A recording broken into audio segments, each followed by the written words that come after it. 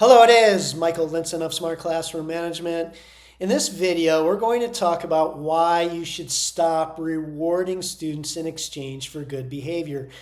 This is a really common practice and it's used because it seems to work in the moment. In other words, it's a short-term fix that just makes things a lot harder over time. So we're going to discuss that today.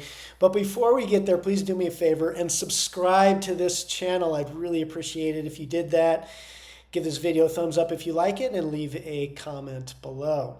Okay, so why you should stop rewarding students for good behavior, and this includes anything like prize boxes or stickers or points or group extra recess, anything of that nature, anything that is rewarding for students because of their good behavior is a big mistake. The first reason is because it turns that good behavior from something that should be inherently valuable into work.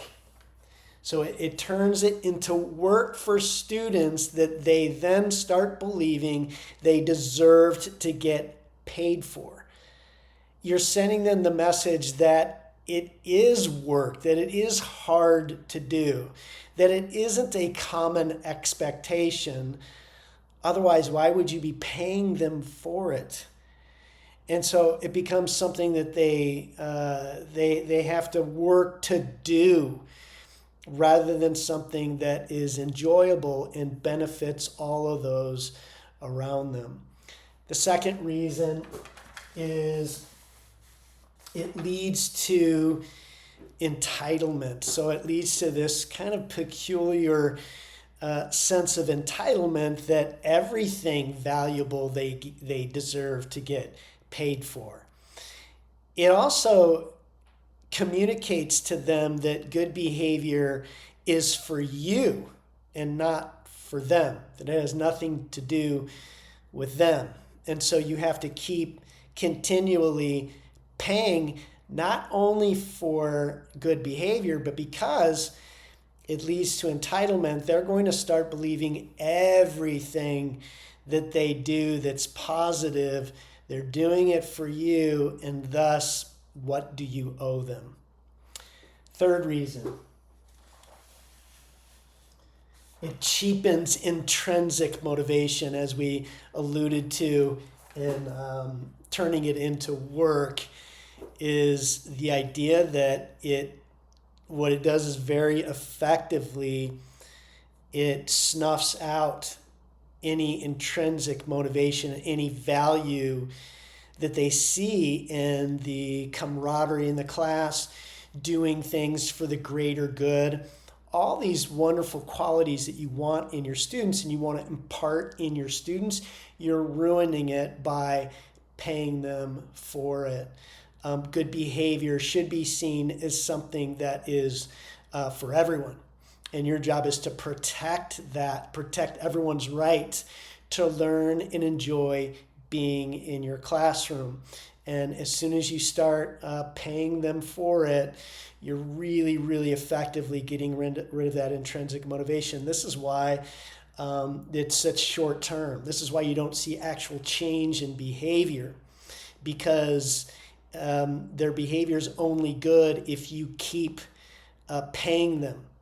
And that time gets shorter and shorter. We're going to talk about that next, but that time gets shorter and shorter, which means that you have to continually give more and more from moment to the next. And after a while, it just all falls apart. Anyway, this is why token economies work so well in the beginning of the year and then really fall apart.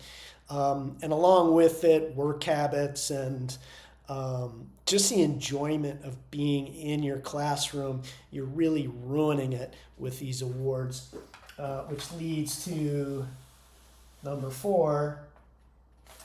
Rewards lead to more rewards, because after a while, whatever you're giving them in exchange, maybe it's free time at the end of the week, or maybe it's an individual student that you're giving, you have a behavior contract, or you're giving individual students stickers or whatever. This becomes boring really quickly after 2 or 3 times of receiving that reward. They become bored and commonplace, and students want more and more. Otherwise, it just doesn't have an effect on them anymore. So you're stressed out, you're buying stuff on your own, you're constantly looking for things to get students excited.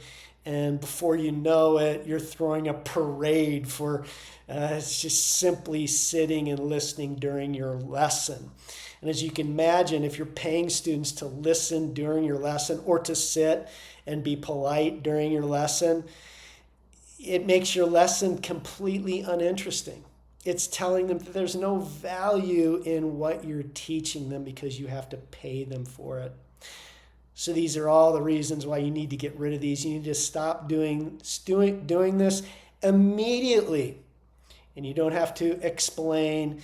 You just stop doing it. It'll make you a better teacher. It'll make your students so much more appreciative of being in your classroom. There's a lot more to this topic, which we will cover in the future. In the meantime, if you have any questions on this topic, please leave a comment below. I'm responding to all comments if I can, and really appreciate you sharing your own experiences with this, or any questions you have. In the meantime, hope you're having a great week. I'll see you next time.